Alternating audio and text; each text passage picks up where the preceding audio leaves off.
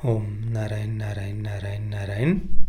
सभी मित्रों को राम राम। दोस्तों, आज 23 दिसंबर है और ठीक 18 दिन पहले 5 दिसंबर को मैंने लॉस्ट इन स्पेस के सीजन 1 और 2 का रिव्यू किया था। और उस रिव्यू में मैंने आप सबसे कहा था कि मैं सीजन 3 को जल्द से जल्द देखकर उसका तुरंत रिव्यू करूंगा। पर देखिए 18 दिन हो गए और मैं काफ़ी लेट हो गया हूँ सीजन 3 का रिव्यू करने के लिए। सीजन 3 वैसे नेटफ्लिक्स पर 1 दिसंबर को ही रिलीज़ हो गया था और उसके रिलीज से ठीक पहले मैंने सीजन 1 और 2 को देखना शुरू किया था। 5 दिसंबर को मैंने सीजन 1 और 2 का रिव्यू किया और रिव्यू के तुरंत बाद मैंने सीजन 3 देख भी लिया था, क्योंकि सीजन 2 एक ऐसी जगह पर आकर समाप्त होता है जिसके बाद आगे क्या होगा ये जानने की उत्सुकता हमारी बहुत बढ़ जाती है। हम अपने आप को रोक ही नहीं सकते हैं। अब जिन्होंने दिसंबर 2019 में सीजन 2 को देखा होगा, भाई उनके क्या हालात हुए होंगे पता नहीं, पर मैं तो अपने आप को रोक नहीं पाया। ये बहुत अच्छा हुआ कि मैंने सीजन 3 के रिलीज होने से ठीक पहले इसे देखना शुरू किया था। तो मैंने देख तो तुरंत लिया था, शायद 6 दिसंबर को ही मैंने इसे कंप्लीट भी कर लिया था। पर उसके बाद फिर एक के बाद एक के बाद एक कई सारी फिल्में रिलीज होती गई, सीरीज रिलीज होती गई, उन सबको देखना था, रिव्यू करना था। अखंडा देखने के लिए दूसरी जगह ट्रैवल करके भी गया था, तो बस देर हो गई थोड़ी सी, माफ़ी चाहता हूँ। अब देखिए सीज़न 1 और 2 के रिव्यू में हमने इसकी स्टोरी के बारे में, 1965 की जो इसकी मूल सीरीज़ है उसके बारे में, उससे कैसे प्रभावित है, उसके क्रिएटर्स कौन थे, साथ में इसके जो कैरेक्टर्स है, जो बेसिक कंसेप्ट है, कहानी है, सब के बारे में हमने ऑलरेडी चर्चा कर ली है। तो उन सब बातों को मैं यहाँ पर रिपीट नहीं करूँगा। एक बात बस मैं यहाँ पर रिपीट करना चाहता हूँ। मैंने जो उस रिव्यू में कहा था कि भाई नेटफ्लिक्स इंडिया की क्या प्रॉब्लम है पता नहीं, वे अच्छे कंटेंट को कभी भी प्रमोट ही नहीं करते। अब लॉस्ट इन स्पेस एक इतनी बढ़िया सीरीज, मतलब जिसे आप अपने पूरे परिवार के साथ बैठकर देख सकते हैं, एंजॉय कर सकते हैं, और किसी भी प्रकार से ये सीरीज़ कहीं पर भी निराश नहीं करती है। इतने बढ़िया तरीके से लिखे गए कैरेक्टर्स, इतने सारे ढेर सारे ट्विस्ट और टर्न्स जो कहानियाँ में बस एक साथ में बांध कर रखती है, हमारी उत्सुकता को बढ़ाती जाती है। पर फिर भी नेटफ्लिक्स इंडिया ने इसे प्रमोट ही नहीं किया है। मुझे लगा मैंने उस दिन 5 दिसंबर को जो कहा था उसके बाद शायद नेटफ्लिक्स इंडिया थोड़ा सा प्रमोट वगैरह करेगा। पर अभी जस्ट रिव्यू करने से पहले मैंने ये नेटफ्लिक्स इंडिया का यूट्यूब पेज ओपन किया है। इसके कम्युनिटी टैब में मैं देख रहा था, अभी भी नेटफ्लिक्स इंडिया मनी हाइस्ट पर ही अटका हुआ है। मनी हाइस्ट और स्क्विड गेम उसको ही प्रमोट किए जा रहे हैं। भाई लॉस्ट इन स्पेस को लेकर तो मैंने एक भी पोस्ट उनकी नहीं देखी। पता नहीं क्या क्या प्रॉब्लम है। इतनी अच्छी सीरीज़ है, इसे उल्टा उन्हें प्रमोट करना चाहिए था, इतने अच्छे कंटेंट को। और सीज़न 3 तो सीज़न 1 और 2 से भी ज़्यादा मुझे पसंद आया। ये पहले की अपेक्षा ज़्यादा इमोशनल था। सबसे ज़्यादा जो बात मुझे इसकी पसंद आई वो है रोबोट का कैरेक्टर।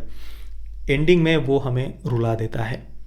और एंडिंग के पहले एक सीन में जब वो विल को बचाने के लिए दौड़ कर जाता है ना, एक दूसरे प्लेनेट पर, वो वहाँ पर अटक जाते हैं, वहाँ पर बाहर निकलने की कोई तरीका नहीं होता। जिन्होंने सीज़न 3 देखा होगा वे समझ गए होंगे। उस जगह पर विल को बचाने के लिए जो रोबोट भागता है और भागने के बाद जिस प्रकार की वो एंट्री मारता है ना, भाई किसी बड़े सुपरस्टार की तरह वो एक एंट्री थी उसकी। वो उस सीन के समय हम एकदम से सीट से उछल पड़ते हैं। तो वो एक सीन रोबोट का, और एंडिंग में तो वो हमें सच में रुला देता है। तो ये जो फ्रेंडशिप है, दोस्ती, फैमिली के बीच में एक दूसरे के प्रति जो प्रेम है, फैमिली वैल्यूज, सस्पेंस, प्रेम, सब कुछ था इस सीरीज में, सब कुछ। अब कहानी की अगर हम बात करें तो सीजन 2 के एंडिंग में पेरेंट्स और बच्चे एक दूसरे से अलग हो गए थे। अब सीजन 3 में ये किस प्रकार से एक दूसरे को खोजते हैं, इसमें उन्हें क्या क्या प्रॉब्लम्स आते हैं, और इसके साथ ही उन्हें जो बेस पर जाना था उनकी कॉलोनी में, वहाँ जाने के बाद एक और बहुत बड़ा संकट वहाँ आता है। इससे ये सब कैसे बचते हैं, रोबोट का इसमें क्या रोल था, क्या सस्पेंस वो अभी तक छुपा कर रख रहा है, ये कुल मिलाकर सीजन 3 की कहानी है। हर एक कैरेक्टर को उन्होंने यहाँ पर महत्व दिया है। Maureen, John, Will, Judy, Penny, Don और स्मिथ, डॉक्टर स्मिथ, सभी कैरेक्टर्स को उतना ही महत्व है। और रोबोट का कैरेक्टर तो सबसे स्पेशल था यहाँ पर। सीजन 3 मुझे तो हर तरीके से परफेक्ट लगा। इसकी कहानी, characters, character development, direction, cinematography, family values और विजुअल्स।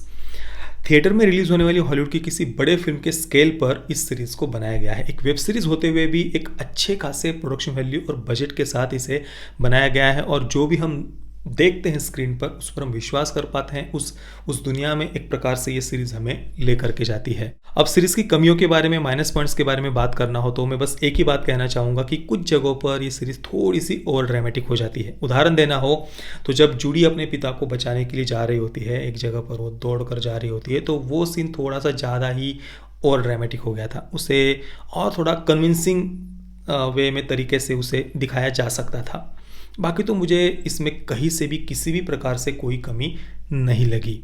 मैं लॉस्ट इन स्पेस के सीज़न 3 को दूंगा 9.5 out of 10 stars. Parental guidance की कोई आवश्यकता नहीं है, इसमें कोई सेक्स, न्यूडिटी, वायलेंस कुछ भी नहीं है। नेटफ्लिक्स पर 7+ की इसे रेटिंग दी गई है। मैंने पिछली बार ही कहा कि ये अपने आप में आश्चर्य की बात है, बहुत ही कम ऐसे शोज़ है नेटफ्लिक्स पर जिन्हें 7+ की रेटिंग मिली हुई है। मतलब एनिमेटेड सीरीज़ और फिल्म्स की मैं बात नहीं कर रहा हूँ।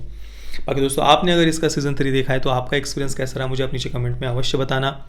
ये वीडियो देखने के लिए आप सभी मित्रों का बहुत बहुत धन्यवाद। जय श्री राम, वंदे मातरम।